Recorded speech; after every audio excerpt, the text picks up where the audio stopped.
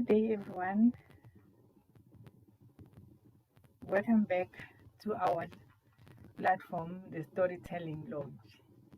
Thank you for having you around again.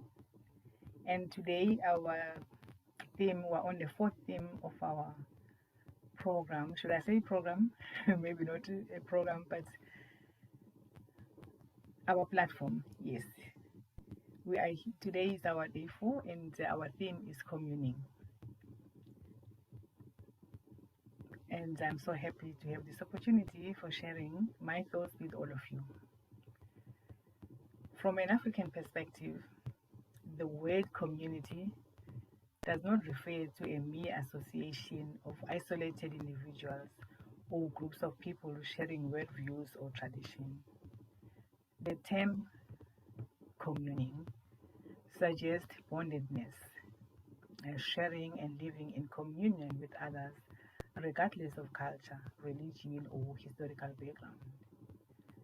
The notion of bondedness informs and orders man-made structures in our societies, uh, structures such as politics, religious institutions, and traditional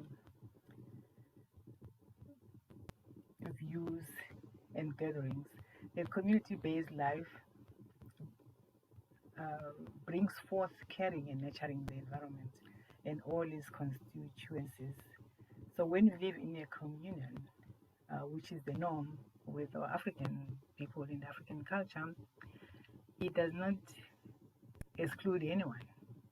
It includes everybody, not only humans, but everybody. When we say everybody, we mean all of creation. It doesn't matter the characteristics.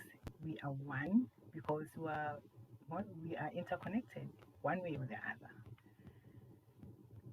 So I will just share a little bit here from an early age of African indigenous people, just a story, which is the reality. African indigenous peoples treated the environment with the utmost respect. And that was not very long a time ago. It is still happening even today. I belong to the indigents. I identify myself as an African indigenous woman. And with my worldviews and my life worlds, I do not find myself in a position whereby I find myself discriminating against another being or any other creation for that matter. As long as I know that we share space differently. We cannot share space with wildlife, of course, we know, but at the same time, you cannot go and butcher them in their own environment. That is just not acceptable. So by sharing space, we know what we are as human beings.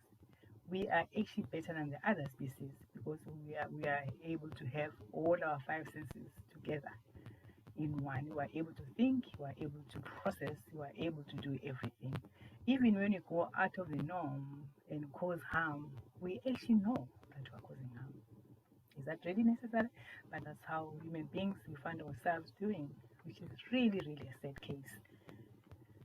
As much as African communities, indigenous people, religious and non-religious groups can be understood sociologically, religious views play an important role that brings forth holistic understanding.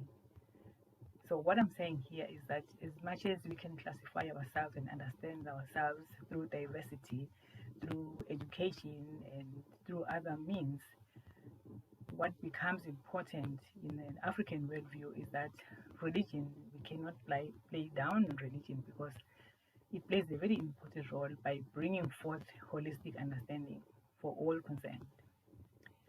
Unity as well as diversity characterizes the various African religions. However, culture, even though it is not static, characteristically it follows it life affirming, life sustaining behavioral patterns, and by the same token, we cannot overlook the fact that African peoples not only had authentic religious practices and belief systems before the advent of Western modernity, but These belief systems varied and imbued with profound symbolic values. They were there from the beginning of time, before modernity and everything else came in to flood us. Some are good and some are bad, but we had religion before. And part of religion was to work with our environment and protect our environment at all costs, if I should add that.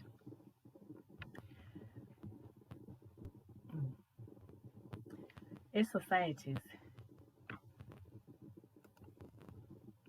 it must also be borne in mind that not only African religion, but all religions are born with human institutions and they have been subject to change, distortion, misconception, decay, and degeneration over a period of time in a number of areas.